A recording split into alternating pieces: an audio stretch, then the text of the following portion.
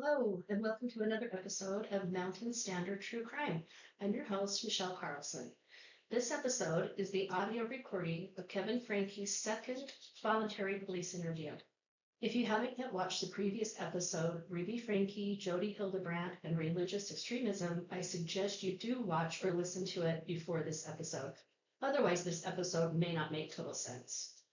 After his then-wife Ruby and her quote-unquote friend Jodi Hildebrandt were arrested and charged with aggravated child abuse, Kevin Franke sat with police investigators and revealed some crazy shit. Make sure you have good audio and please stick around for mine and Johnny's commentary at the end. Here we go.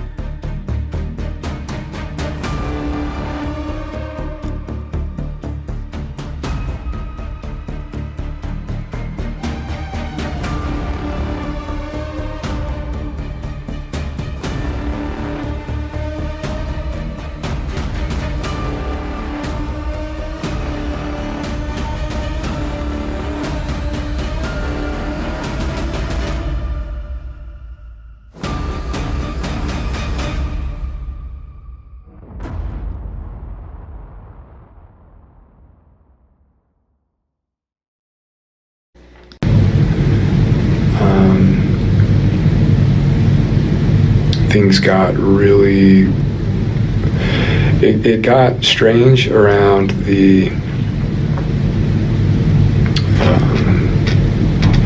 fall of 2020. The Hannahs were trying to convince and bring Ruby into thank you. Thanks. Into this organization called Connections, and that particularly were focused on things like lust versus love and healthy marriages, happier marriages, happier relationships. She invited me to go to it was like a conference or something held at Thanksgiving Point in Lehigh. There were like 100 people there, and that was in the fall of 2019, maybe late summer 2019, late summer 2019.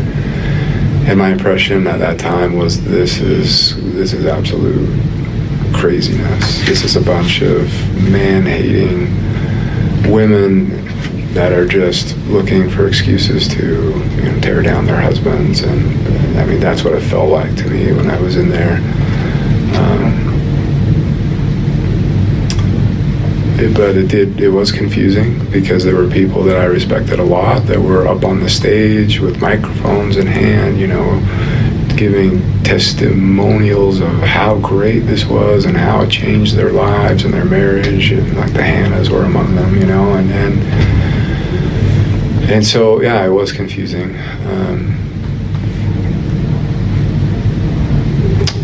Ruby, then we went on a trip with the Hannahs to the UK in October of 2019, and I swear the whole objective of the trip was to convince me to get into Connections, because all of them were in it except me, but they made some really eloquent arguments, and I agreed to join a men's group with Jodi in January of 2020, and I would do it for 3 months. So I started that men's group in 2020, and the group, I don't know if you've ever been to an addiction recovery group, but that's what it was. That's what it felt like. I mean, there were probably 10 men in there. It was on Zoom. All of them were working through various stages of sex addiction, porn addiction, drug addiction, and it was just it was like a 12-step group, but intended just for general like addiction recovery. And I really was like, what the hell am I doing here? Like, I don't belong here. But everyone was like, no, come here. Like, you can learn to have a better like life and a better marriage. And so I thought, okay, whatever. I went through my obligatory 3 months, and I was ready to leave. And then I got challenged to. Oh, thank you. And then I got challenged to sit down and have a vulnerable conversation with my wife and ask her how my lustful choices have affected her. And to me that was like a loaded question. I thought I still didn't see what I had done or anything that would constitute any form of like abuse or anything like that. And but I did. I took the challenge and I sat down, and for 2 hours Ruby very emotionally just shared how she felt in our marriage and how the things that I over 20 years of marriage, asking for sex as a husband frequently, or asking her to wear lingerie or things like that, how that made her feel.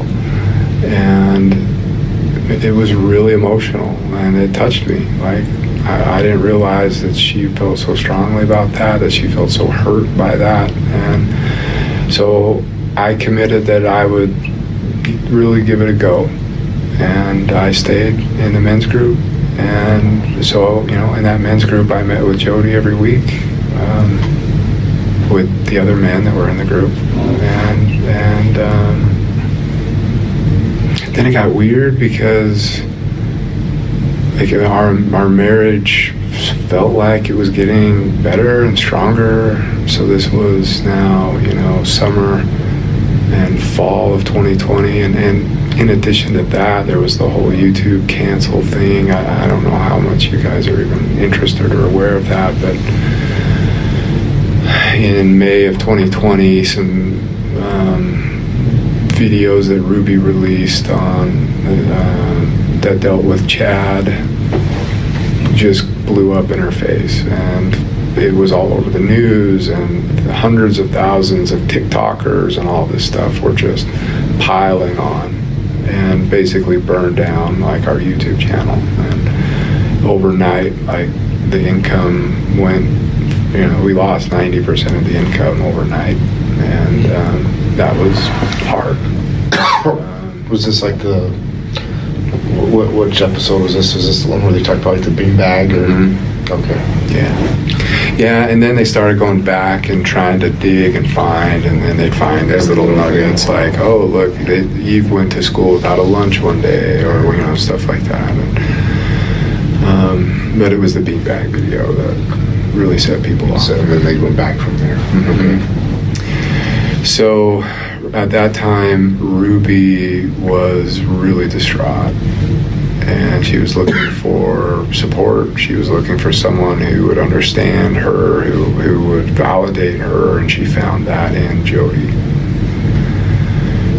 All the stuff she did with Chad was because of Jodi, and so it makes sense that she would go to Jodi, for emotional support when she felt like her world was burning down.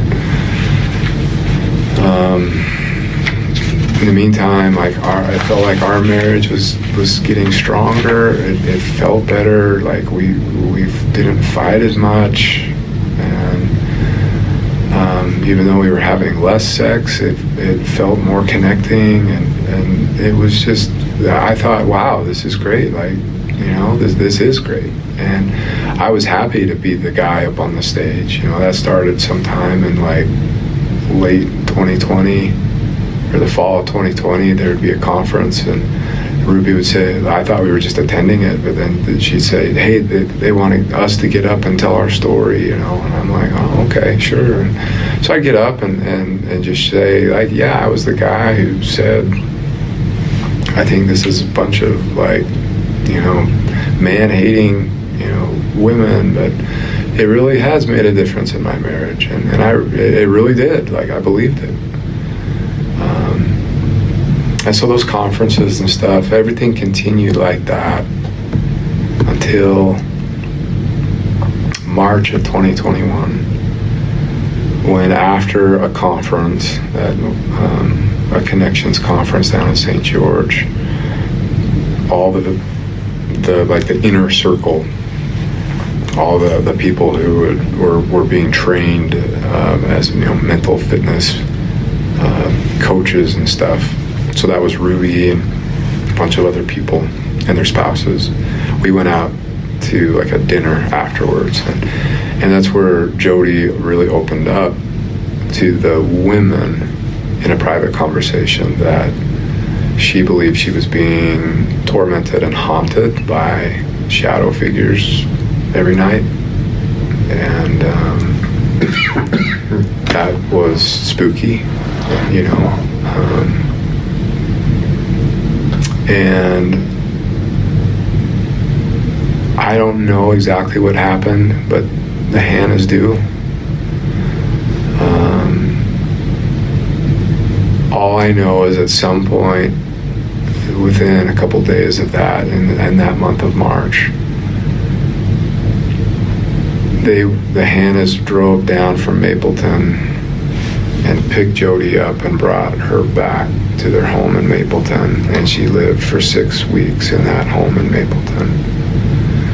And this is where, I don't know what happened, but I do know that there's two different sides of stories. They tried to introduce her to a new cult lady that the Hannahs were getting into, so they wanted to merge their cults into one, apparently. And they referred to it as a cult at the time? Oh, no. No one in a cult says, I'm in a cult. Right. I was wondering.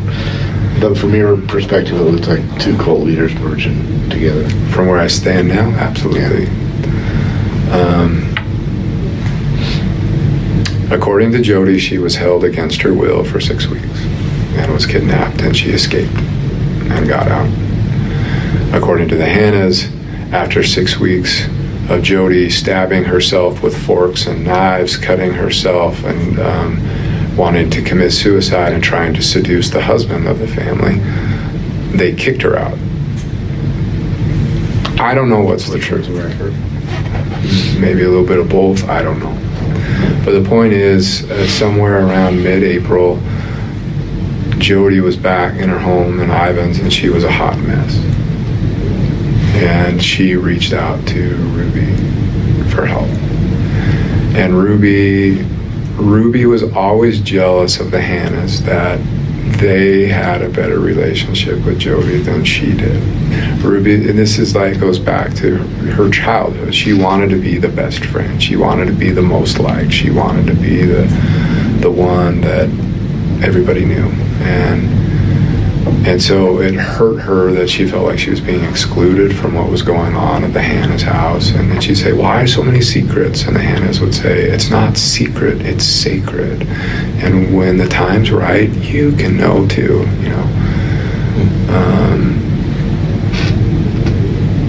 So we went down to Jodi's house in May of 2021. That was the first time I'd ever been there.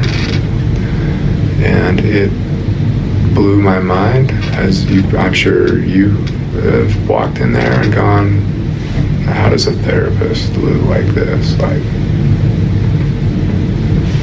Didn't make sense to me. But we were there, and she opened up and talked about, her struggles and what was going on. And I gotta say, I'm a smart guy. I'm an engineer. I've designed and helped build some really big stuff. I've been a college professor. I can't explain some of the stuff that happened while we were there.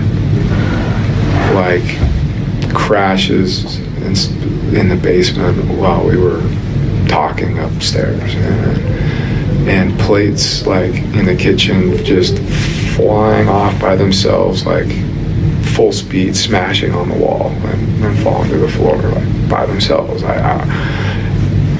I can't explain it, but I saw it with my own eyes, and I don't have any way to explain it other than there's some crazy shit going on. Ruby was convinced that we could intervene and help Jodi. I didn't want a thing to do with it. I tried to like get the bishop involved and say, hey, go to the priesthood and the church and all that stuff. Just go to your support network. But Ruby continued to be like, no, we can help. Like, she doesn't want the, could you imagine like what happened to her reputation if this got out and stuff? Let's help her. So we went down like a couple more times between May and August, but it reached the point where in August, her bishop at the time, a guy who's down there in Kayenta named Scott Galbraith, he's not our bishop anymore, but I mean, he was going over there like every night, and he'd be there for like 4 hours, and he'd be like, I'm fighting evil spirits, I'm casting demons out, I'm crazy stuff going on, and finally he got to the point where he's like, I can't do this anymore. Like, there needs to be some sort of resolution. It was at that point that they said, why don't you take her up to your house? And I was like, oh, hell no. I don't want this in my house. But I was beaten over the head with it. Like, that's really insensitive. You know, she's done so much to help our family, and you're being selfish, and she has needs, and come on, like, it won't be for long. And so I relented, and I was like, okay, actually, you know, this could kind of be fun. Let's just make it fun, and we'll, like, she needs a vacation, so we'll just go take drives up the canyon and stuff like that. And it turned into just like crazy house. The moment she showed up in my house, just the weirdest crap started happening. Lights turning on and off, sounds of people walking in walls, and like sounds like footprints going up walls and across the ceiling, and like stuff floating around, and it was weird, and I hated it. And I became the resident exorcist. That was the title I came up with myself. I thought it was kind of funny, but it was my job to like go and give her blessings whenever she started to like go into a trance and go into possession, and which started to be a lot.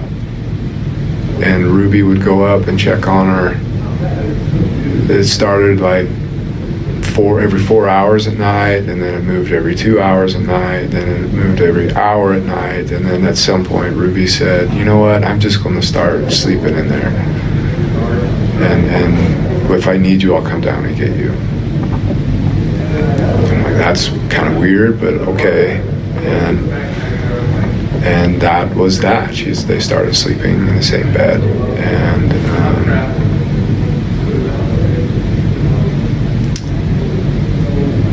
then she started having like trances and stuff. I would say probably September, where she believed that she was going to heaven and seeing God and Jesus and talking with them. And she would get together with Pam Botcher.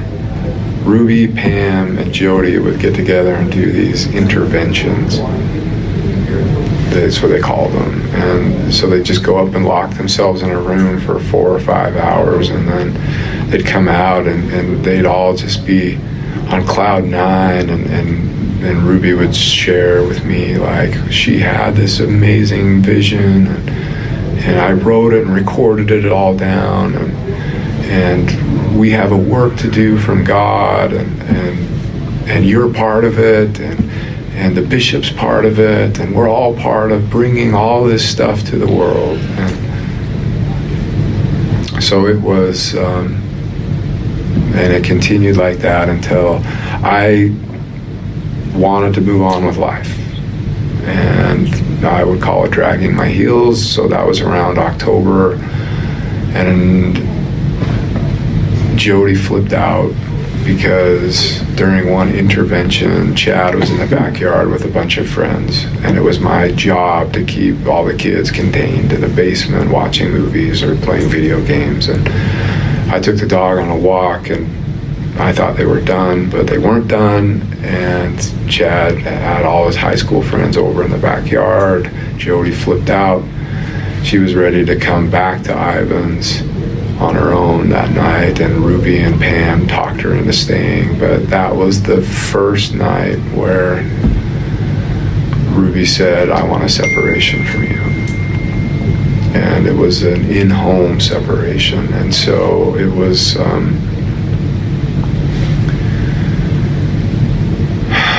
hard.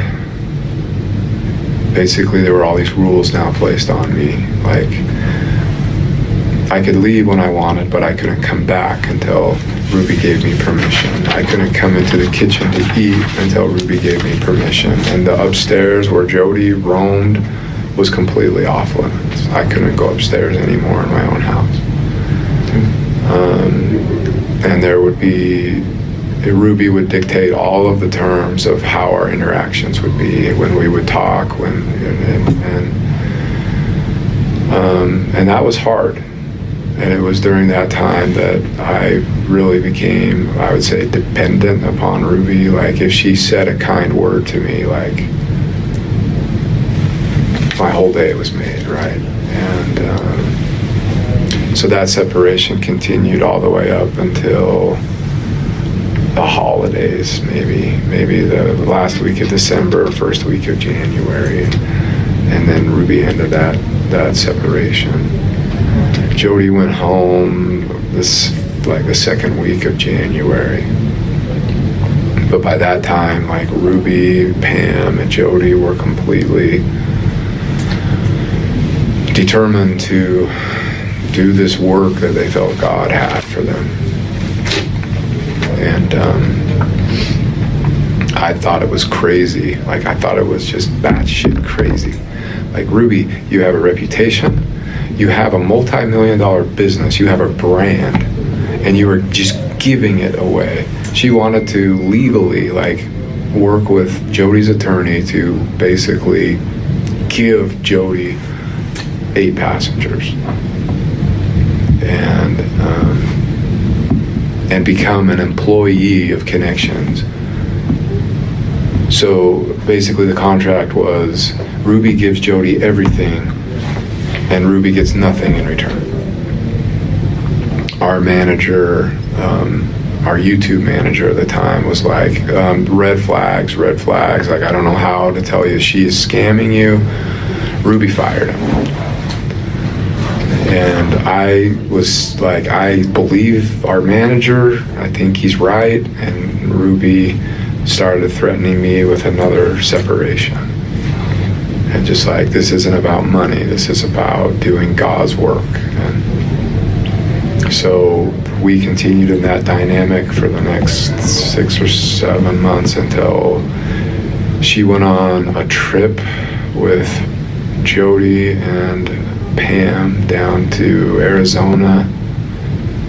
And I think they, like, when I read her journal, she went into Mexico or something and bought drugs or something, like prescription drugs for the emergency kits. And when she came back from that trip, before she even brought the bags into the house, she pulled me in and said, I want to talk with you. And that's when she asked me to leave. And that was July 20th, 2022. My interactions with Jodi at that point became one of Jodi. I was still in the men's group, but the dynamic changed. Instead of being like one of the top people that helped run groups and helped support, all of a sudden I felt like I got knocked to the bottom. And Jodi was just piling on me every week in the men's groups. And the other men just do whatever Jodi does. If Jodi piles on somebody, they all pile on. If Jodi praises somebody, they all praise. And so it really felt like it felt like a pack of dogs, and Jodi was the alpha, and whoever she sicked the dogs on, they would go. Whoever she praised, the dogs would just lick them up and down, and that's how these groups went. And so once I was in separation, every week was just hell, psychological hell, and Jodi was running it. Everything was on Zoom, and I knew that the only way I would ever get back into my house was I had to get Jodi's approval. Because if I didn't get Jodi's approval, I would never get Ruby's approval. But it felt like an impossible task, because no matter what I did, no matter how much I tried to track better, be truthful and not be selfish, every week it was like, you're being manipulative, you're being selfish, you're lying, you're hiding something, you're still hiding stuff, and I really started to question my sanity, honestly. And this is Jodi that we were talking about. Mm-hmm. And so that continued for an entire year, but it became more and more and more and more and more isolating. Until Jodi had an approved list of men that I could make phone calls to, and it was basically 3 men. But all 3 of those 3 men were like, we don't want to do phone calls with you anymore because you're being manipulative. And I'm like, well, who told you that? Well, Jodi did. So I was completely cut off. And if I went to my church leaders, I was seeking enablement. If I went to my family, I was seeking enablement. If I went to anybody, I was seeking enablement. And so it felt like a no-win. I felt trapped. And that's where I was all the way up until the last week of July, when Jodi called me one day out of the blue and just said, I don't understand why you're not getting it. You're not changing. I don't get it. So I've been asking God what to do, and God told me that you need to have complete, what's the word they would use? Solitude with God. Become a monk. Yeah. And I was like, what do you mean? And she's like, I don't want you to come to men's group anymore, and I don't want you to do phone calls with any of the men. And I'm like, well, then who am I going to talk with? Who's going to support me? God will. You need to learn to go to God. And so I'm just like, there's nobody. I'm going to be completely cut off. And she's like, no, you'll have God. So that was the last week of July, and that was my last interaction and contact with Jodi. But it was strange because around that time, things with Ruby started picking up, and I didn't understand why, but Ruby wanted to meet in a parking lot and wanted me to sign over titles of documents, the 2 of our cars wanted me to sign them over to her name, and to Ruby. Mm-hmm. But I was like, okay, I'm just not. I'm in total compliance mode at this point. Just I'm a good husband. You see, you can trust me, and so whatever she asked, sign over the cars to me, no questions, just okay. And then another thing, she was like, I might want to do an investment, but I will need your signature. Do you trust me enough that I could get your signature if I wanted to pursue my own investment? Yeah, sure. Whatever you say. How big of an investment was she talking about? What did she tell you? She never did, and I never signed anything. She never brought anything to me. But when I returned to the house, everything was packed up, and a neighbor came over and said she asked for the HOA rules and mentioned to him that she wanted to rent the house out, which I was like, yeah, are you kidding me? And she wanted to sell the house, but couldn't because my name was on the mortgage. And I think that's what she was talking about, of, will you sign something if I just put it in front of you? And you know what? I probably would have. Like, that's how messed up I was. I'm glad you didn't. Me too. That would have been disastrous. Yeah. But I can't describe to you what torture and hell it was to live it was more than a month really, in complete isolation. Believing that I was like evil and, I mean, manipulative and lying and selfish, and that I had abandoned my family, and that I was more interested in my selfishness than my family. And I think moving forward, you going through that is going to be extremely helpful when you felt that way, because a lot of those are the same words that were used with them, and you're going to understand how they felt, you know. We've already talked about that, actually. And the couple of times we've met, I've said, this is how I felt. Did you feel that way? Like, yes, this is how I felt. Like, when we each confess to things that we didn't do, I'm like, I confess to things I never did, but I was so scared. And he's like, that's what I did too. So we connected on that level, you know, and it's crazy that anybody can get to that level of desperation, but we were there. We were there. And this was the end of July, what you're saying? End of July 2022, or the last time you saw Jodi was 23. 23.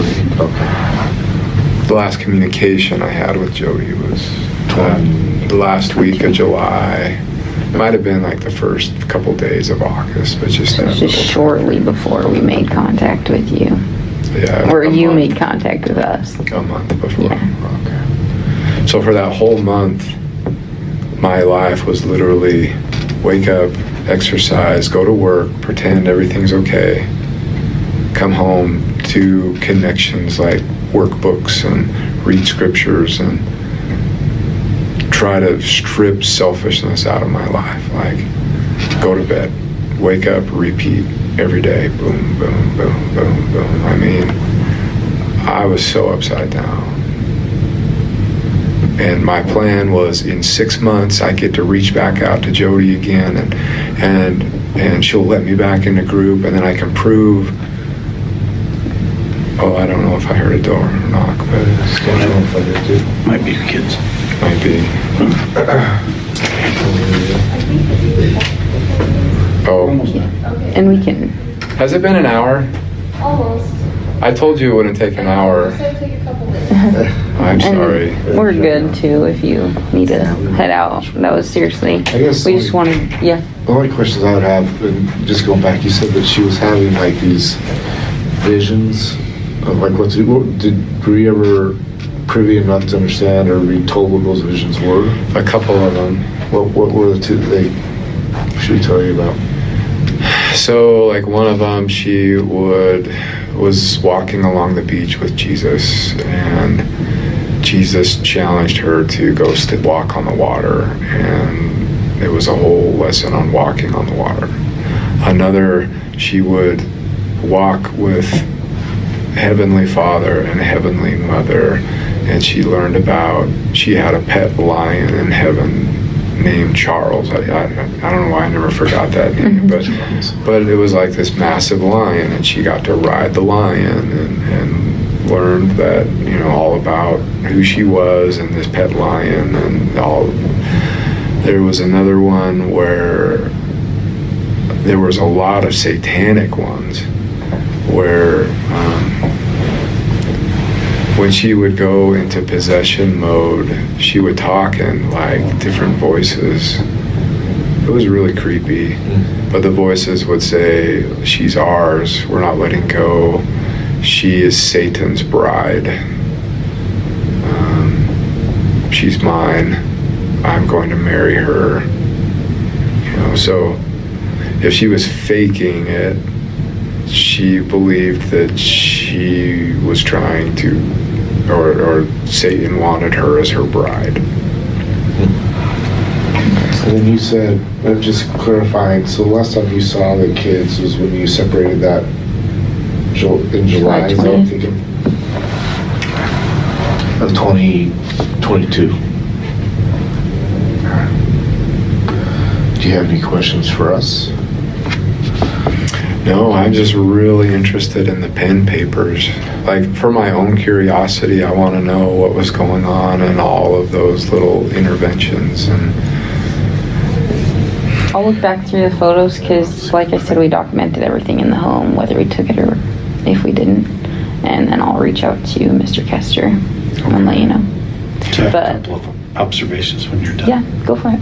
So I always thought it was interesting, now that you mentioned that she was riding a lion. Kevin told me that when they were having these group meetings, she would never show up.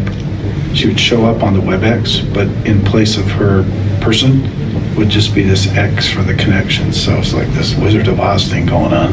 And I just thought that she was never kind showed of- her face. Kind of eerie. She always covered herself. Yeah. Like, even in the hottest of summer, she would wear these hoodies. She would smell so bad. Yeah.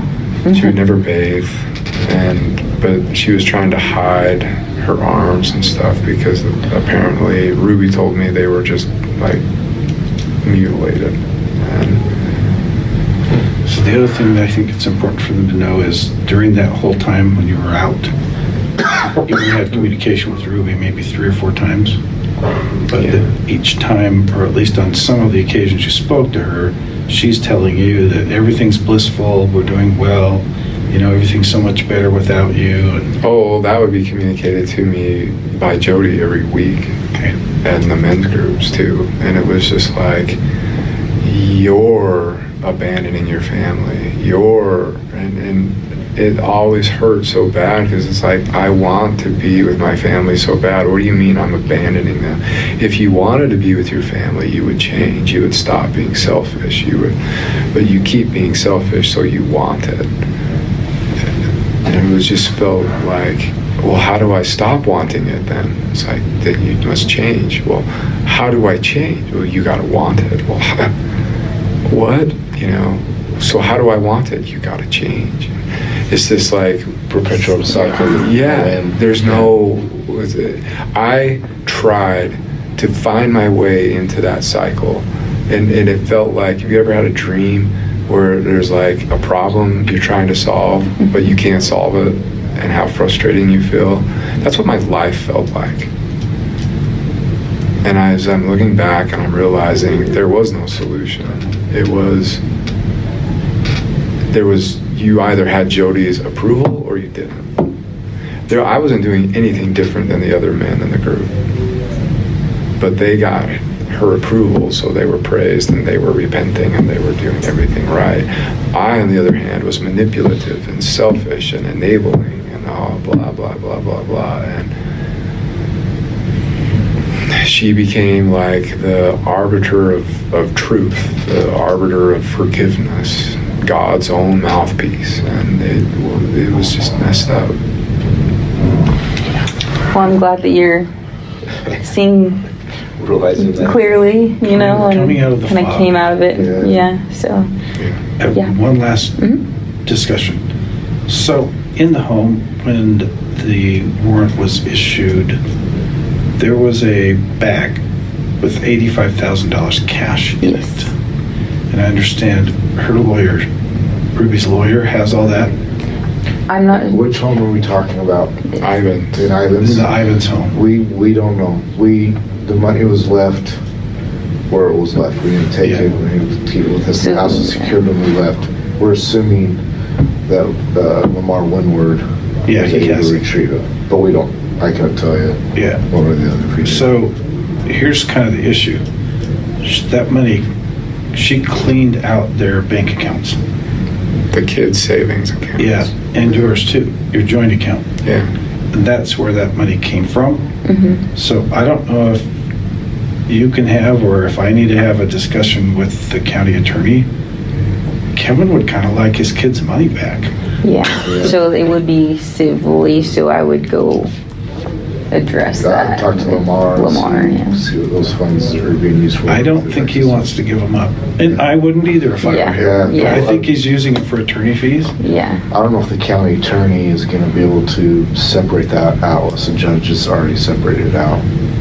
Even the county attorney's going to look at it and go, it's civil, it's both your guys' money in some sense. And But if you the judge would have to divide that up to where it goes. We couldn't do that. At least the county attorney wouldn't. If you did go civil though, I feel like that would be your fastest route to. It's just dirty what she did.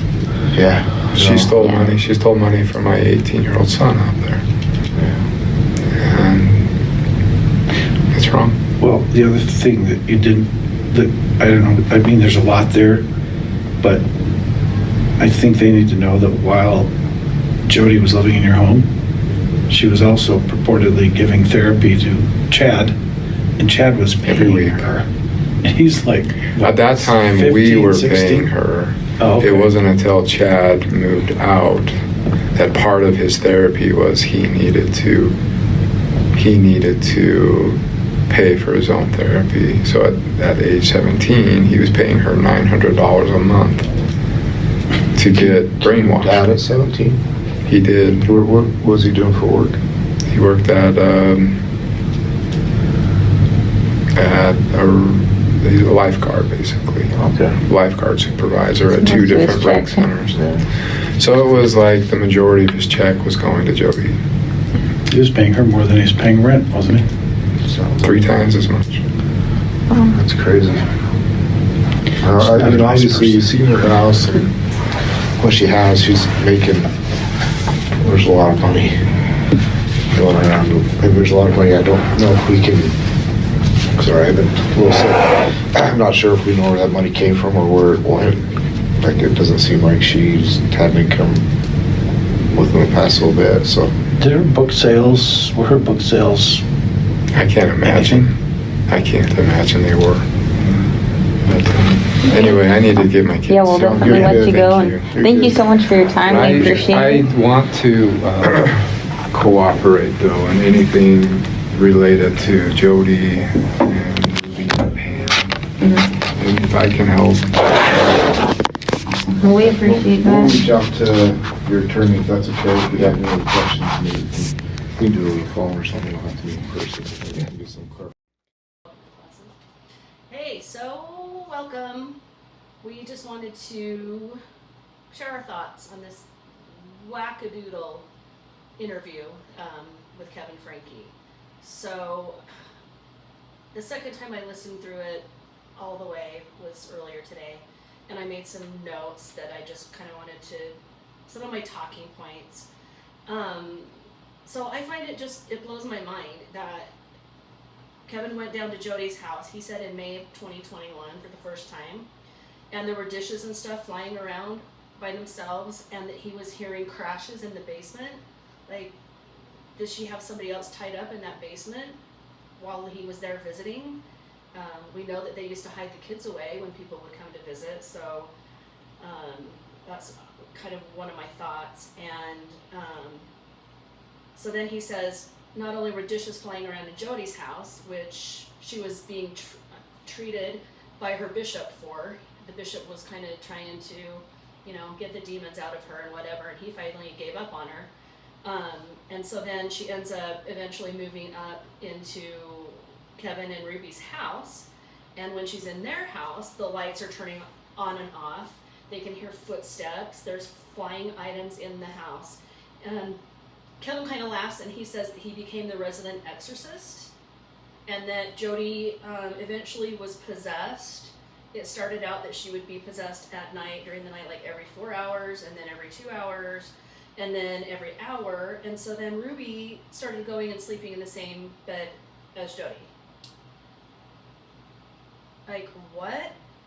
they had 4 kids, 5 kids living at the home at the time because Chad was still there. So, wackadoodle. Then he said that she would go into trances, and that Pam, if you remember, Pam is the friend that they found the other 2 girls at the home of Pam and her husband after the police did, after they'd been looking for them. Kevin says that Pam and Jodi and Ruby would do what they called interventions, and they would go up into a bedroom and they would say that they would come back after these interventions saying that they had had visions and that they had stuff to do, messages to do stuff from God or for God. And my question is, what were they on? Yeah. Like, there's kind of a movement I've read and heard and seen a little bit about. There's a lot of post-Mormon people that are into basically magic mushrooms. I can't remember. Silly Reuben, I think, is the official name. So I'm kind of wondering if maybe they were doing something like that, because it's like, seems to me like they were hallucinating. Yeah. And then Kevin was left to babysit the kids when they were having these interventions. He was supposed to keep the kids out of the house or in the basement. And so after he failed to do so, he let the Chad and some of the teenage friends be in the backyard. Well, the women were doing intervention. That was when Ruby that night asked for an in-home separation. And during the in-home separation, he couldn't go upstairs. And then Jodi's wandering all over their house, making her house, their house, her home. But then he can't make a step or an action without going through Ruby. Ruby dictated everything. Yeah. I'm sorry, but I would have been like, no, this is my home. You're not going to tell me where I can and can't be. Yeah. I don't know where this guy snapped to where he just let everything just happen the way it did. Yeah, he lost control of his... Of everything. Yeah. Of everything. Yeah. Like, I mean, even sometimes maybe even believe in the hallucinations that they were having or whatever. It's just so weird. Yeah. Like, he was not right. No. And still isn't. Yeah. But I don't, this whole thing is nuts. He also said that Jodi, Ruby, and Pam were doing quote unquote God's work. Well, that's what they were telling him they were doing. And even he thought it was batshit crazy, his exact words. Ruby wanted him to sign everything over, or wanted them to sign everything over to Jodi at one point, including their whole 8 passengers business and everything. And then Ruby said she wanted to become an employee of Connections. And then Ruby, Jodi, and Pam go to Arizona, and then apparently Kevin read in one of Ruby's journals that they had gone into Arizona to buy drugs. He said to stock their emergency kits. So what, she buying like antibiotics and ibuprofen, or were these women taking some harder shit? Or like I said earlier, maybe they were taking mushrooms. I don't know. It's all so weird. So then July 20th, 2022, Ruby asks Kevin to leave. And so then he gets into where he's talking about these men's groups. Like, what a bunch of sheep. Can they not think for themselves? Like, they were all at the mercy, all of these men are at the mercy of Jodi. And what I really don't understand is the majority, if not all of them, were members of the Church of Jesus Christ of Latter-day Saints, which is a fairly patriarchal religion, but yet they're giving this woman all of this power. Like, it just doesn't make sense with what I know of to be, their religious belief system. And I think it's sad, like Johnny said, like, it's too bad Kevin couldn't and didn't stand up for himself and remove himself from all of the craziness and just work on himself. He said he felt like he might be going crazy. Well, if you feel like you're going crazy and it's because of all of this crazy stuff, then you need to remove yourself from that. Then, the last week of July, supposedly, God told Jodi that Kevin needed to be in solitude with God. Jodi Hildebrandt, she's the problem. She's insane.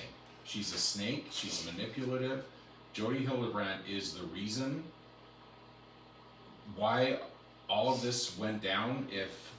at the end of the day, that's what I firmly believe. I believe that she got a hold of Ruby and got her claws into her, and then just puppeted Ruby all the way just to the situation they were in. That's a good way to put it. Puppeted. I like that.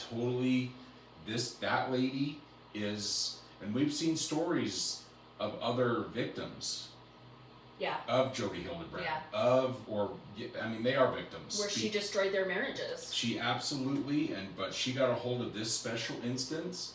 Those other instances, I don't think they didn't have this many kids, and they weren't in the limelight like she was crazy. Because of this with this 8 passengers thing. But that lady is the reason why I believe everything went crazy, and Ruby has. I don't know what she was looking for to believe Jodi. Personally, she just put blinders on and let Jodi run the show, and Jodi ran the show how she wanted to run, and how obviously. Yeah. Because this whole possession stuff, all of the shit flying around in the kitchen and that is totally Jodi. It's evil. She's evil. Yeah. I think that you can bring evil into a space. Yeah. And why she has the power she does, and with her employer is totally it's crazy. This whole situation is nuts. Yeah. So Kevin says that he, like his kids who were being abused by Jodi and Ruby, confessed to things that he didn't do. Yeah. He was just trying to do everything that Jodi wanted him to do so that he could get his family back. Yep. But what she was doing was driving a wedge between him and his family. He said that he felt like he was evil and that he had abandoned his family, when in fact he was asked to abandon his family. And again, that's Jodi's end game. Yeah. I don't know what she wants to accomplish with all of her victims and the fallout from all of those families that she's dealt with and done this to, but this is all her. Yeah. And if you're weak and you're going to listen to someone like that, and you want to, I don't know what she says to be so convincing or whatever, but I just can't believe it. So then Kevin said, one of the interviewers or investigators asked, can you tell us about some of these visions that Jodi said that she had, while she was living with you? And he said that Jodi said she walked with Jesus, Heavenly Father, Heavenly Mother on the beach, and that she rode a lion named Charles. Okay. And then, I know. Truth is stranger than fiction, right? And then she would go into these like satanic possession modes, and there would be several voices saying that Satan wanted her to be his bride. So manipulative. Okay, so he knows all of this is going on, right? Why the hell would you let your kids be around somebody like that? Why would you be around somebody like that? Why would you allow that in your home? Mm-hmm. It's down to, if you look at all of the cult leaders, it's amazing. Like she was maybe trying to build a cult or something in her own way, because that's what it looks like. Yeah. All of these past cult leaders have done the exact same thing. They get the claws in them, they start to put stuff in their head, they all of a sudden make them do things and stuff like that. That's exactly what Jodi was doing to this family. Right. Well, Kevin, he said, and cults do this too, they take away all of your money and your power and everything. He said he probably would have signed the house over to her if she had asked him to. Yeah. That's how in the trenches he was into this stuff. That's crazy. He also said that for these men's groups, they were all done over Zoom, and she never showed her face. Like, her face on Zoom was an X. Surprise. Like, for connections. Yeah.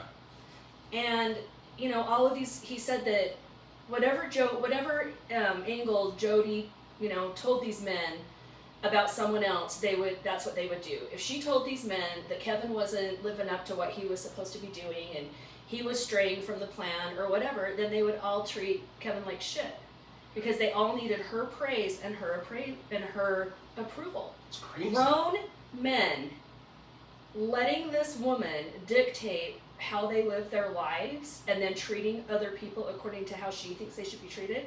Like it boggles my mind. Yeah. It boggles my mind. He also said that she smelled really bad, like she didn't shower, and she always covered herself up, even when it was really hot, and that Ruby had told him that her arms were just mangled from her self-harming. But yet she's a therapist telling everybody else how to live their life. Yeah. So anyway, I want to also point out in the previous episode, when in Ruby's journals, she said she had cash, and it was when they were talking about buying land in Arizona. Well, police at Jodi's home seized $85,000 in cash. And I'm sure that's what she was talking about when she said that she had money. Well, that was all of her and Kevin's and their kids' savings. She took all of their money. All of their money. And then, this kills me, when Jodi was living with them, she was giving their son Chad therapy, and they were paying for it when he lived with them still. So Chad still lives at home, Jodi's living in the home, giving Chad therapy, and they're paying her to give him therapy when all this batshit crazy stuff is going on with her. Then Chad moves out, I wonder why, and he's paying her $900 a month. $900 a month.